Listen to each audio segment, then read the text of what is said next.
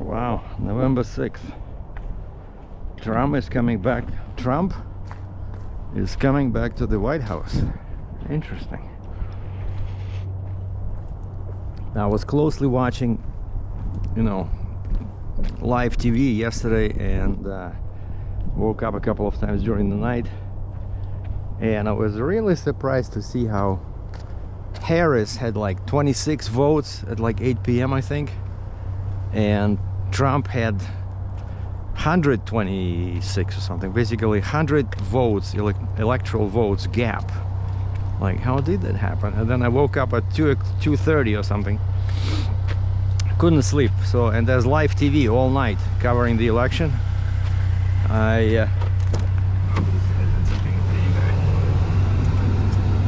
I see at one point she was at no, he was at 266, just 4 votes shy of required 270, right? But she was, oh yeah, she was at 218. Holy moly! So that's like at 2 at night, 2 o'clock in the morning. So it was clear that Trump will win. So I think what that means for Canada, since I'm Canadian, I think it's not good, because our dollar is weak as it is, and Trump will try to do everything to prioritize US, of course. So he might come up with some tariffs for Canadian goods, and also, I don't know if my American viewers know this, but a lot of stuff that we enjoy here in Canada is made in US. Like, as a former trucker, I can say that, hey, all the trucks pretty much, like Kenworth, Freightliner, Volvo, everything is made in US. Like Western Star, right, used to be Canadian, and then it used to be made where, in BC, and then they pretty much went bankrupt and were bought out by Freightliner. So everything is, all the, like, for example, all the rental machines that we have at the company where I work as delivery driver, like Genie, John Deere excavators, Bobcat, I highly doubt there's one single factory in Canada that makes these. So everything is in US. Well, my Jeep is safe because it was built in Mexico, but now how do we smuggle in the spare parts? Because I'm pretty sure one of the first things that Trump will do in the office would be, I think he'll go with Plan A, install machine gun towers at the border, and Plan B, he talked about this, he would plant alligators in the river, separating the two countries. So that should drastically decrease the amount of illegal immigrants in the States. And so now Americans will have the dubious privilege of doing the jobs that only immigrants until now were doing. And I don't think most Americans want to do that, like the immigrant jobs, I mean. So, but anyway, yeah, it was interesting. It was, I love watching these elections. I remember when I was trucking, right, I had satellite radio in my truck when I fell in love with this political thing when Obama was campaigning. What was that, 2012? 2016 Trump came to power, right? 2020 it was Biden. Yeah, I think it was 2012 or even earlier when Obama was campaigning, and his speeches were like amazing. Like, this guy knows how to talk, how to excite people. He's a really talented speaker. And so I was just listening, even from the point of view of English language student. Like the way he uses the language, it was very interesting to me. So yeah, November 6th, 2024. And then I don't know if many people remember, but the first thing Trump did when he entered the White House was to issue the executive order banning people from certain countries to enter US after the winter holidays. And so these people, they had like green cards, or they were students at the American universities, and then they went home for the winter holidays. And then Trump happened, right? And now they cannot enter US. It was chaos. So I wonder what he'll do first. Yeah, probably the machine gun towers, I'm thinking. And the second idea I have is he will disband and rename DOJ, Department of Justice, and starting in January 25, it'll be known as State Secret Police, and people will start disappearing in the night, and criminal investigations will be started against all Trump's political opponents. So it'll be like NKVD and KGB and GRU back in Russia during Stalin. Back then a lot of people died. People were reporting on each other. This was when? This was before the war? Before the World War II, and I think after. Like there would be a much feared black, kind of like a wagon, like what SWAT uses, or basically kind of like a bus that FedEx or UPS uses, like a small bus like that, but it was black with iron on the windows. And so this thing will swoop in at like 3 in the morning, knock on your door, and guys would knock on your door, people in uniform, НКВД, Народный комиссариат внутренних дел, basically the Ministry of Internal Affairs. And they would just grab the guy, and that's it. The wife would never hear from him again. Like, people just disappeared. And there was like millions of people that this happened to, because they call them repressi Stalina, repressions by Stalin, who was afraid that somebody will arrange a mutiny and kick him out of the big house. So yeah, well, hopefully it wouldn't come, we will not come to that in the United States of America, but yeah, so most goods in Canada are made in the States. So I think for our rental company, this is a good turn of events, because if he introduces tariffs on American goods or whatever, like increases duties, makes it harder for Canadians, let's say, to buy American goods, then less people will be able to afford all these rental machines that we have. So they'll just come to us to rent them instead of buying them, right? But yesterday I filled up the Jeep, and for the first time in a long time I saw the price below $1.40 per liter. It was $1.39 for regular gas.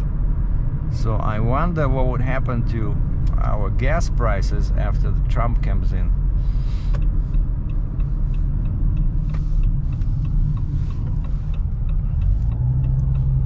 Oh, but actually on the good side, maybe he'll open that, remember there was this gas line, that controversial line between Canada and US, that Canadians wanted to move more oil into US, and for some reason all these tribes that live in that territory were against it, and I think our government were against it. All Democrats were against it.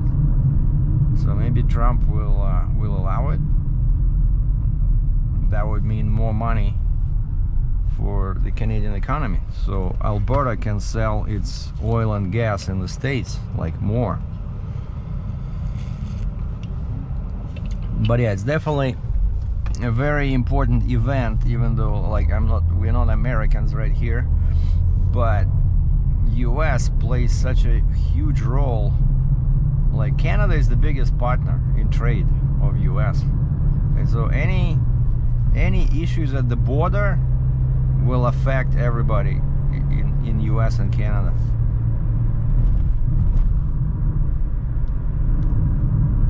Man, how many hours sometimes I would spend at that border, you know, like when I was a trucker, right?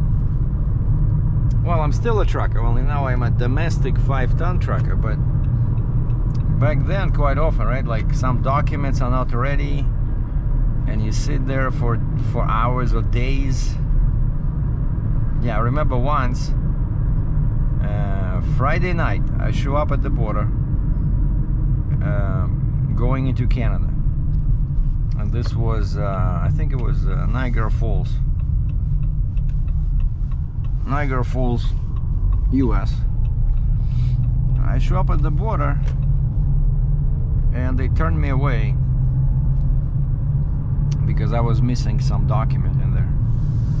So, oh yeah, I was doing that stupid import where you have to go into the export-import office and they look at your paperwork, and you always have to have original documents, you know, like bill of sale, not an emailed copy. But I just had that. I had the emailed copy because my managers were stupid. Or sometimes it works because they don't care that you sit there for days on end, right? And so they said, okay, we'll send you, we'll courier you the original document by FedEx, but it's not gonna happen until Monday. So go find a truck stop. And there's no truck stops in that area, except there was a small gas station, like some, I don't know, 10-15 kilometers away. And I remember I had a big oversized load. I had some kind of a big machine. And so I went there, pleaded with owner to let me park there because it was not actually a truck stop, but I pleaded with them and they let me park, and then Monday I got the paperwork. Well, just did my first delivery. Oh, check this out. The Dodge Hemi on the side, 5.7. It's like an old one, Dodge Ram. Yeah, I just delivered a forklift.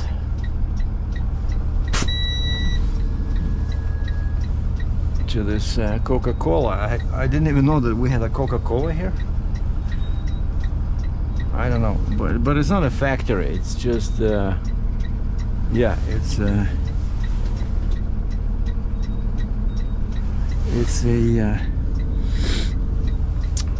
warehouse, probably a distribution center.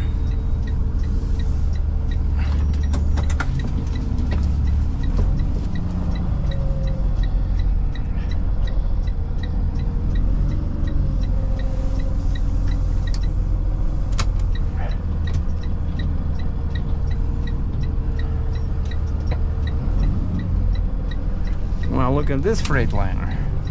That's at least 30 years old. In 300 meters, turn right on 19th Street Northeast. And they told me to hurry back because the truck goes in for service again. Because a couple of weeks ago I complained about the controls getting stuck. Yeah, on this truck, like the design is not, you know, very Turn right onto 19th Street Northeast. cold climate friendly. Like all the controls that operate the bed and the winch especially are right, you know, where the seats, where the wheels are, seats. And so all the dirt flies in there, right? And they cleaned it up already once because they were getting stuck. And now the winch the winch lever, basically if I push it up to unroll the winch, like to release it, it keeps going. You know, like the spring cannot hold it back. Like if I release it, like if I push it up, the thing starts unrolling the winch, and I can take my hand off and it will still be unrolling because the lever will still be in the upper position. And because of that, the remote does not work, because the remote is too weak to overcome that, you know, resistance. And it's very, and I told him, you know, with the winter coming, I need the winch, because when the deck is slippery or covered by snow or rain or whatever, right, I need to use the winch to drag machines up, because their wheels are slipped, the tires are slipping. Oh, this is a nice museum, the Hangar Flight Museum. I was there, did a video about that, posted a lot of pictures, very interesting. It's right on McKnight Boulevard, just south of the airport. And so yeah, so that's what's happening. So they're gonna, and if we cannot clean up the levers, they have this rubber, like where the joint is between the levers, there's like a rubber thing, you know, surrounding them, and somehow the dirt still gets inside. And so yeah, so now what I'm doing is I cannot reach the winch, so I cannot use the remote, right, for the winch, so I have to use the controls on the side. Continue straight to stay on McKnight Boulevard Northeast. And so what I have to do is I have to take a chain, hook up a chain to the hook on the winch, and this way I can hold it and pull it while operating the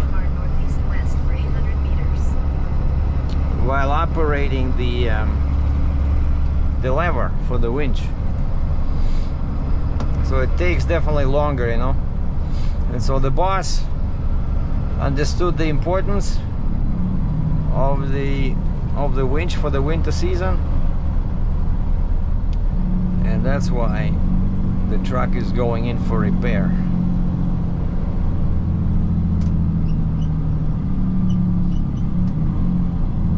And he's gonna drive it. I don't know, they don't let me I think once I picked up the truck at the shop after repairs, but most of the time the boss takes the truck, because, you know, I can continue working. For example, now I'll probably jump into a pickup truck and do some deliveries or pickups, whatever. Yeah, they were saying on the radio there's some kind of a big accident on Deerfoot South near Memorial Drive. And so when I was coming this way, I took, you know, local roads.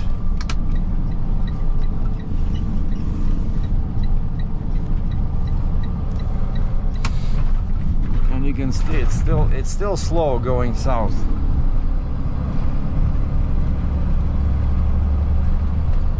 Oh yeah, before I was unloading, I started taking my chains off, and the guy says, hold on one second, I was expecting a man lift, and we have those too, but that's a different machine, very different from a forklift, right? It's basically a manual thing that you can, you know, pick up something with a, you know, basically using a system of cables. Maybe he thought man lift like a scissor lift. I don't know. Anyway, he says, hold on, let me call somebody. So he calls somebody. He says, hey,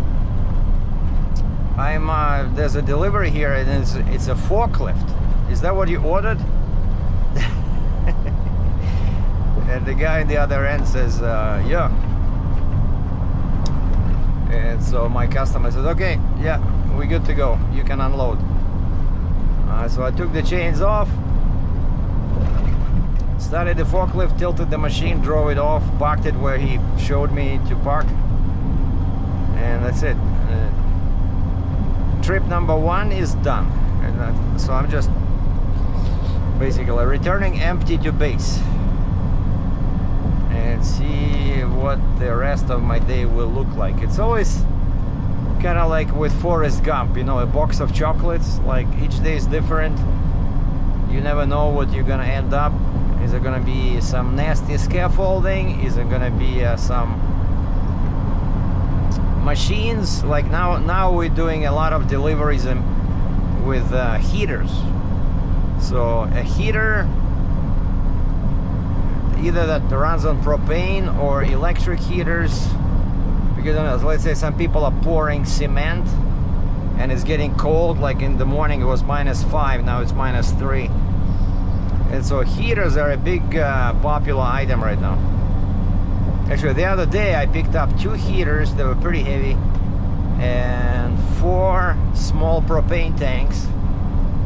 But the most cool thing I picked up yesterday, one of my pickups was, it says something roller, 100-pound roller. What? And so a guy comes out, and it is a roller, but it's just, you know, like very heavy steel drums on a stick that you can pull. And yeah, he says it's 100 pounds. So that's what they use, you know, when they probably putting some pavement or cement or something on the floor, just to press it, you know, kind of like a tamper, except it's static. It does not, you know, vibrate. So I parked the Freightliner, and they asked me to preload a rough terrain boom lift. So they're driving the truck to the shop, and on the way they're gonna do a delivery. I think that boom lift goes in for repairs. Something is wrong with it. And so I put 2 chains on the front, 2 chains on the back, 1 chain on the basket. You know, boom, boom, boom. Use the right 2 lanes to take exit 271, then use the left 2 lanes to take the Alberta 201 West ramp. One thing with this job is, you know, whereas before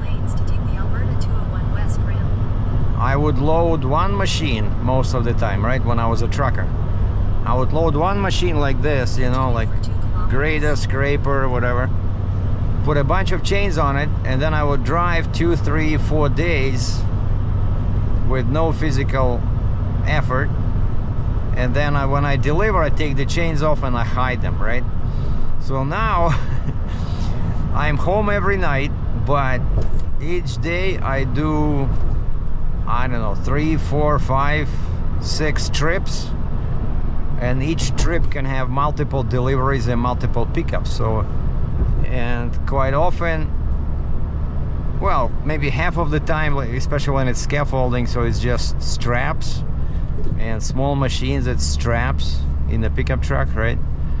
Bigger machines, it's chains, but at least they're not half an inch, so they're much lighter. The binders are much lighter, but it's constant workout, you know. Your muscles are working. Actually, I like this. I think for me it's perfect to help me, you know, stay active, you know. But I know one guy, he's like 66, just a few years older than me. Use the left 2 lanes to take the Alberta 201 West Stony Trail. And he was saying each day it's different. Depends. One day he gets up, he's fine. Another day he gets up like something is not working. Like what? You're 66, you're not 86. What's wrong with you, you know? And I went for a jog this morning, so woke up at 5 and probably did 2.5 clicks. Just, you know, light jogging, took a shower, feeling good. Brewed my own coffee. Again, so I no longer do Starbucks in the morning because I just got...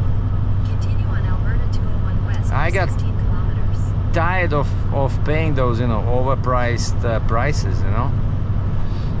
Like small coffee, Americano, 12 ounces, tall, which is the smallest one, $4.15. I think before it was $3, like, you know, a few years ago. and then they keep increasing the prices, and so finally I had enough. It's just too much. So now I have my own you know, those K-pots, and in the morning I fill up my mug with my own coffee, which actually is pretty good. I love it because one of them is dark, like dark coffee, and then I mix it with, so I do 2 K capsules to fill out this 20-ounce mug, and it costs me, I think, $1, because each cup is like 50 cents, because I got the coffee when it was on sale, so I have like two boxes with these 2 different brands. Love it. It's much tastier than the free coffee at work. It's in any way or shape or form worse than Americano, you know, except it's $1 as opposed to $4.15. And so yeah, now I'm in the Ford again, F350.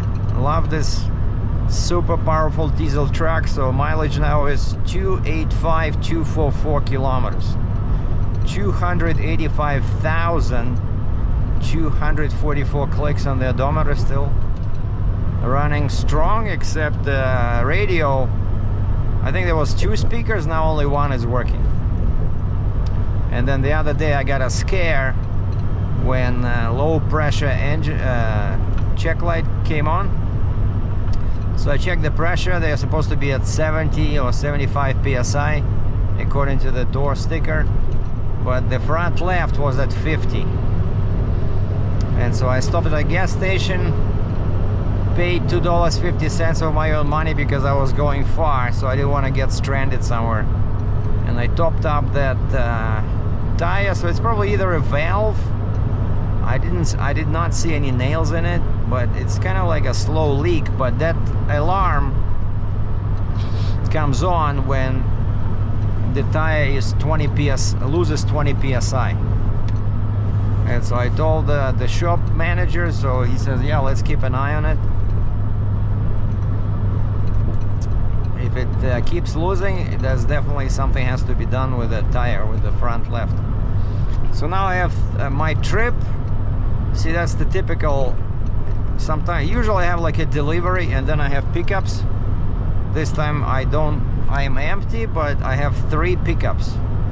So stop number 1, I called the guy. He gave me the code.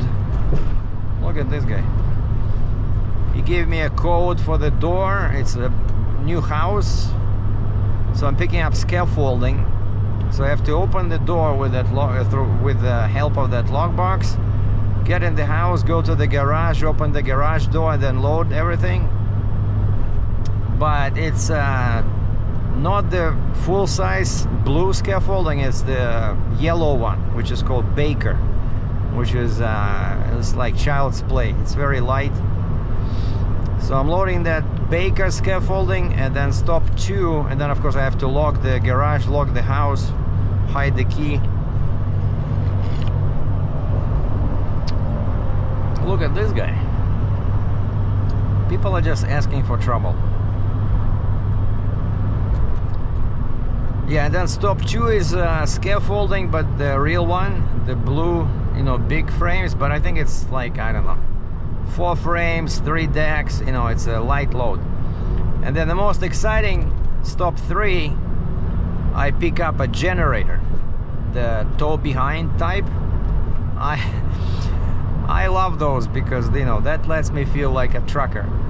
So I'm like in a tractor trailer, except it's a mini version, right? Like a pickup truck with a generator in the back. And that's it. So 2 loads of scaffolding, 1 light, 1 semi-heavy, and 1 generator. And then I'm going back. And time now is 1 minute to 9. Lots of accidents today. There was, in the morning, there was a big accident on Deerfoot Trail. Now something happened here. Yeah, we're supposed to slow down to 60 clicks an hour when they have these emergency vehicles on the shoulder. But one thing I noticed is that nowadays they always use two vehicles. I wonder how they manage that with the customer. Like, do they charge customer for two trucks? Because, you know, one provides kind of like security, and he has that sign, slow down, and he just, you know, warns the traffic, and the other guy does the actual job. So always, nowadays I don't see a single tow truck on the side of the road. It's always two. One covers the other. So again, I wonder how that works with the money side of things. And it's getting colder in the morning. Today we had -5, which is what, 32 minus 2, 30 minus 7. I think it's like 23 F, -5 Celsius. But I went for a run, forgot my gloves, so had to pull my shirt sleeves forward to cover my fingers because they were falling off.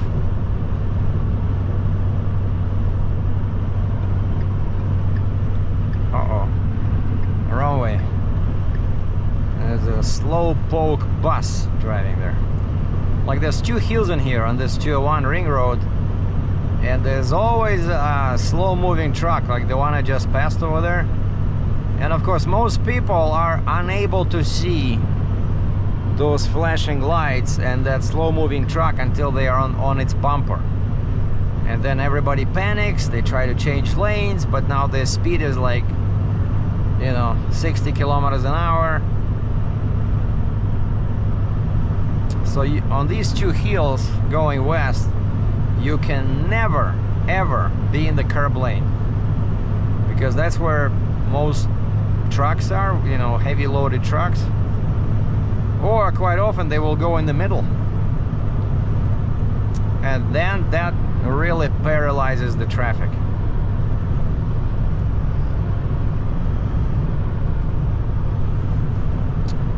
And that's it. So that's my life as a delivery driver. So I tried a new title the other day, right? For some reason it didn't excite too much attention. Take exit 41 toward Crowchild Trail Northwest, Alberta 1A West. But I want to say that last month I got good views on my channel, probably mostly thanks to the Dodge Durango. The car is ready to go. It's all clean. 3/4 full of gas, and I checked the pressure on the tires. Now it's 40 psi, so ready for cold temps. But I cannot get any renters because now it's a slow season. That's what my friend in Montana says. He says if this was summer, you would probably have had like 3 or 4 trips already, you know, like rented on that car. But everything is good to go. The vehicle is listed. I added extra pictures. I made sure my description is, you know, good to go, like that it focuses on that it lists all the features of the Durango, because I think it's a steal for, you know, for 85 or what is it, 86 bucks a day, a brand new Dodge Durango RT 5.7 Hemi, leather seats, navigation, you know, sunroof, Bluetooth, 9 speakers with a subwoofer. I mean, what else do you want, you know? 4x4, 20-inch tires, nice looking. Take exit 41, then take the ramp to Crowchild Trail Northwest. Nice looking black rims. Like, I love that vehicle, you know? Take the ramp to Crowchild Trail Northwest, then take the exit toward Crowchild Trail Northwest. Yeah, I want to drive it myself, and so now, hopefully this week, I should get my Uber and Lyft license. Take the exit toward Crowchild Trail Northwest. I'll start driving it for taxi. I don't care. Just, you know, take it slow. Of course, with 5.7. Continue for 800 meters. gas mileage is gonna be something to keep an eye on. 600 meters, merge onto Crowchild Trail Northwest, Alberta 1A West. But today I'm gonna use my Jeep.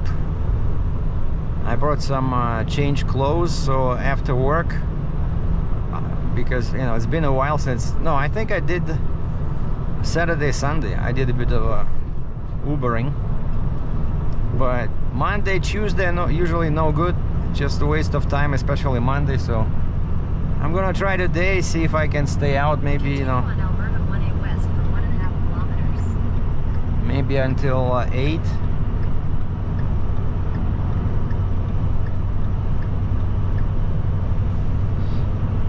I don't know. I'm a driver, I love driving. That's one thing that I get tired of driving the truck and sleeping at truck stops all the time, but I just love driving. So I would say 3 things. In 800 meters, turn left onto 12 Mile Cooley Road Northwest. So driving, travel, YouTube, making videos, photography, and music, where I'm learning to play my accordion. So now I'm still catching up to where I finished. So I just turn left onto 12 Mile Cooley Road Northwest. So I just started from the very beginning again, because I didn't play before I got this accordion, right? I didn't play for probably like two months, and so I started again with exercise 1, 2, 3, 4. And now I think I'm on like 5 or 6. They're all pretty simple. They just use like, I don't know, 5 notes. I think I on the right hand I just use C to G. That's it. Do, re, mi, fa, sol. Do, re, mi, fa, sol. What? 5 notes, right? Yeah, 5 notes on the right, and basically on the left it's like C and G and F. So 3 chords. Which makes it super easy, super fun, because the melodies are catchy, they're simple. But then I look at the back of the book, oh, holy moly. Over there you already have some classical pieces. So yeah, oh, check this out. That's compass, yeah, just like mine, except the lights are different. The rear lights are slightly different, but same color. Wheels are different too. It's probably basic version, not Trailhawk. And so yeah, and as soon as when my Jeep is fixed, I don't want to use it now, but when my Jeep is fixed, I'm gonna put it. Continue on 12 Mile Cooley Road Northwest for 2 kilometers. I'm gonna put it up for rental as well. I don't care. Especially now it has 32,000 clicks. But I don't want to do it full time, because I make more money at this job because I don't burn gas, right? And so I just do a couple of nights a week. So right now I'll start with Durango again when I have the license. So I'll do a couple of nights a week, let's say Tuesday or Wednesday, and then Thursday or Friday, and then weekend when I'm free. Like this weekend I was free. Next weekend I work Saturdays. So I'll do Sunday. Sunday usually I found that it's not worth it in the very early morning, but like around after I have lunch, like 11, 12, I come out till 5 or 6, and I can make a couple of bucks. Yeah, it's fun. I don't know. I love doing taxi. I love doing taxi. I love driving that Durango. Oh wow, look at the mountains over there.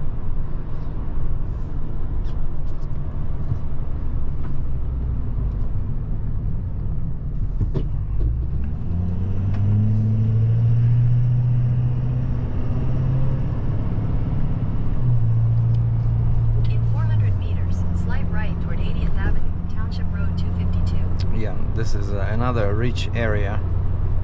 So that way is south, this is west, where the mountains are.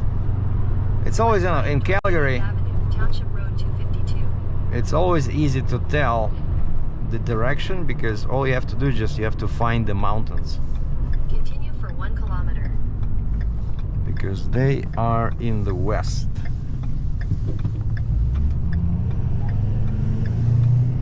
Like for example now, I'm going west.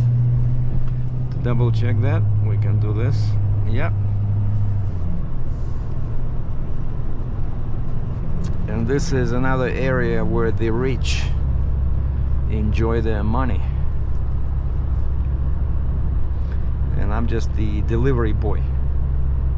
No, the pickup boy this time.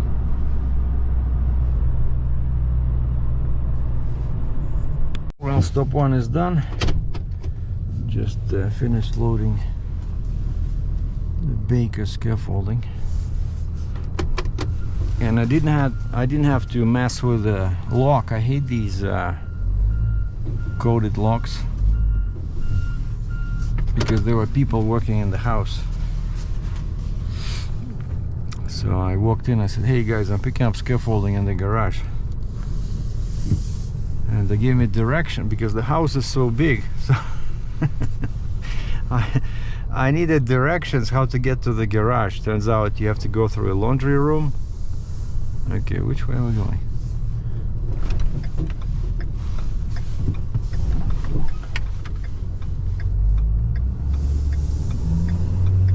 I think we're going this way.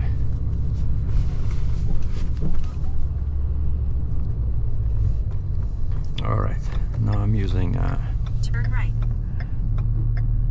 I'm using Apple Maps.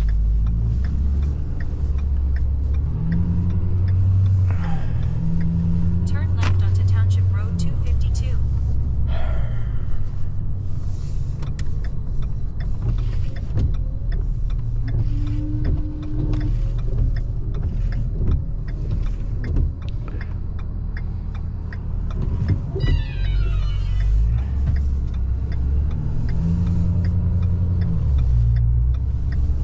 In 1.2 kilometers, turn left onto 12-mile Cooley Road Northwest. Yeah, houses are nice in here. 3 stories, 2 stories with a walkout basement. They have some firewood on the porch. Probably they spent too much money on the house itself. They couldn't afford a furnace for heating. That's my best guess scenario. At the next stop sign, turn left.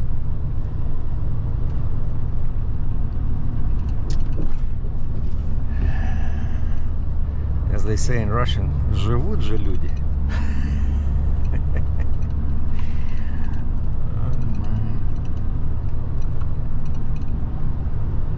Like, I'm driving and I'm always wondering, who are these people? I'm guessing dentists, lawyers, architects, but not simple people like you know, like me. At the stop sign, turn left onto 12-mile Cooley Road Northwest. Or these are some smart people that have their parents taught them the importance of real estate, you know, from the kindergarten age. And when they were 16, they worked 5 jobs.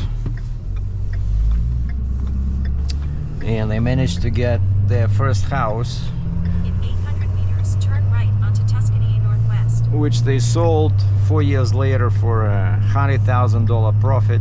Bought a bigger house, sold that one 5 years later for $500,000 profit, and then eventually when they're like 50, they sell their last house. They have $2 million in the bank, and they think, why not be like those cool architects and dentists and, you know, and lawyers, and just buy a mansion over here.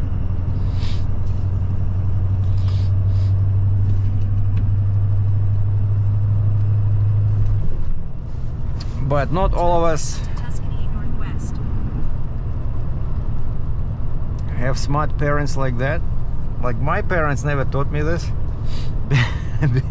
Because back then everything was owned by the government, by Russian government.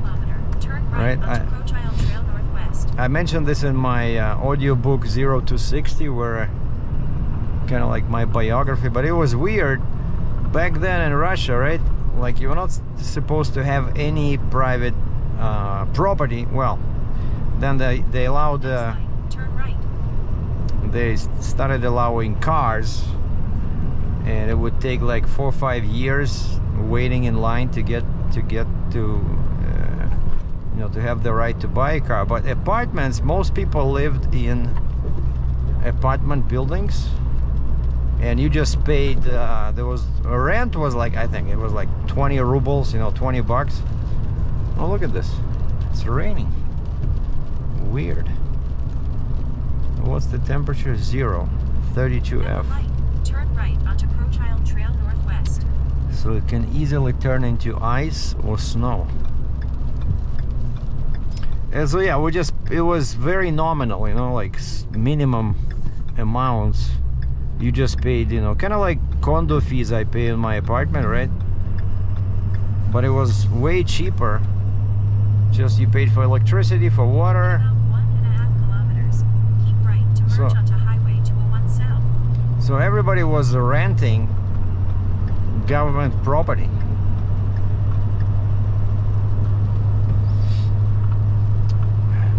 So the real estate market actually did exist, but it was all underground, illegal.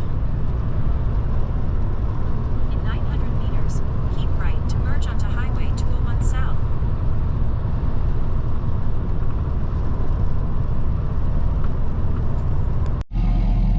Well, that's what my truck looks now.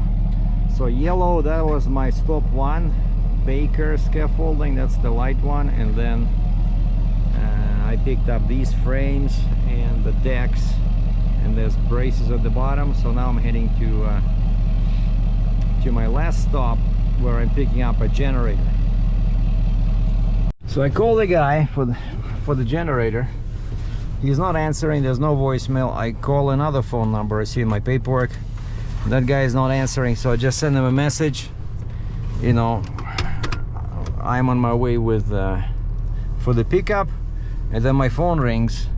Like nobody does voicemail anymore, you know, because everybody has caller ID, and happened very often, you know, when I'm trying to leave them a voice message, or I'm texting and they call me back. Oh, I missed a phone call from your number, you know, which is actually pretty convenient.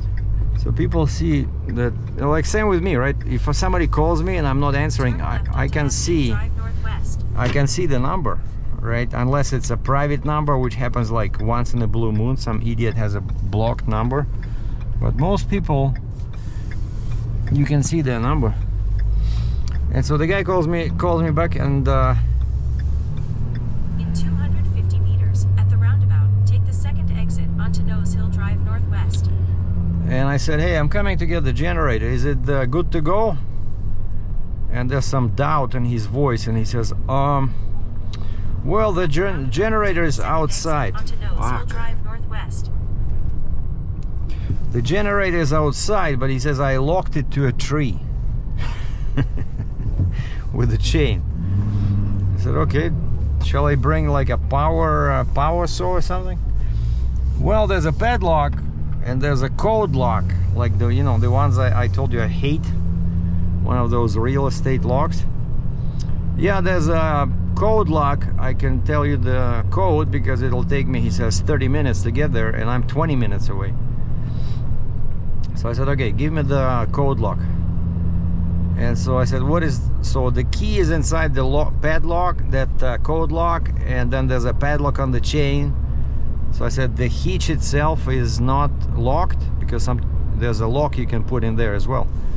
He says, no, the hitch is open. So I said, okay, so I can hook up. He says, yeah. All right. So now I'm on my way to the last pickup.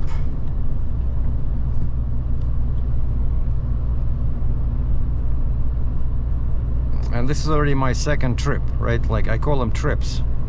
And a trip can have multiple stops. So trip 1 was delivering the forklift and the dolly. And this is trip 2 with 3 stops, 3 pickups. Now what's happening here is a very annoying development. There's a A&W burger place here. And sometimes on the way back, like, okay, now it's a bit too early, it's 10:15, but I usually like to have early lunch, like around 11. And there's A&W, but it's under renovation. Like I noticed that most of A&W places are closed. Like there's one on Country Hills Boulevard, and you know, so I can stop and get a burger, but it's closed.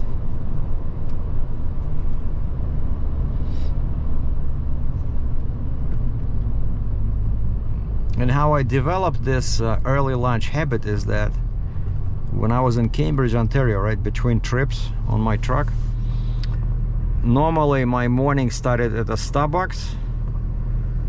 Probably that's where I left a fortune.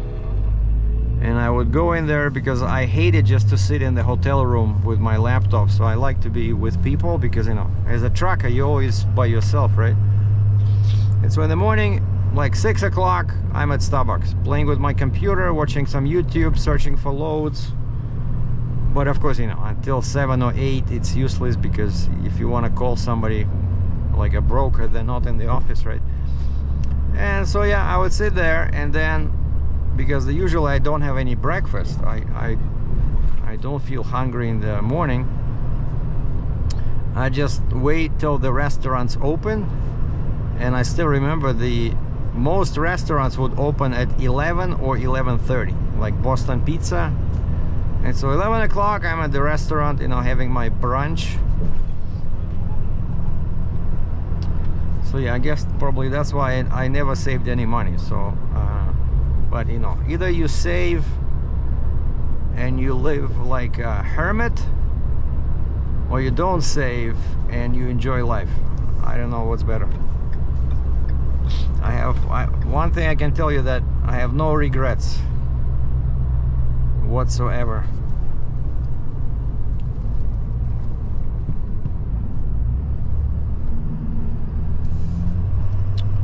Okay, so this is our Ring Road 201.